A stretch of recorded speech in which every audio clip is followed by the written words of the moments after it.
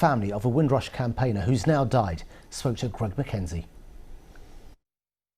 62-year-old Hubert Howard died in November last year without compensation or an apology from the Home Office.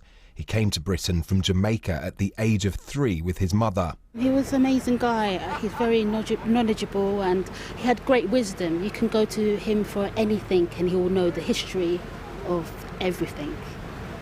Hubert settled in London, but 50 years later in 2011 he lost his job after changes to immigration laws. It meant those without documents were asked for evidence to continue working, access services or even remain in the UK. Why are we being treated like this? Why is the Windrush people being treated like this when they come to this country and worked hard and had start a family here and built this country as well? Why are we treated like this? He spent years trying to prove his right to remain in Britain. In October last year, he received his British citizenship whilst he was in hospital.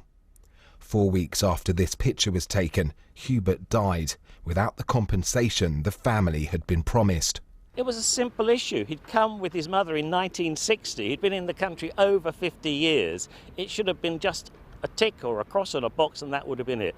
But no, it was the opposite and he was left. And now, after his death, we've discovered the family still hasn't received any of the compensation they were promised, which is absolutely outrageous and a stain on this country. In a statement, the Home Office said, "We are very sorry for the loss Mr. Howard's family have experienced. We are in contact with the family, and while they have rejected the offer of compensation, so far they have accepted an exceptional payment to cover funeral costs, and we continue to review their claim for compensation." In May this year, it was reported that only 60 people had received payments from the Windrush compensation scheme.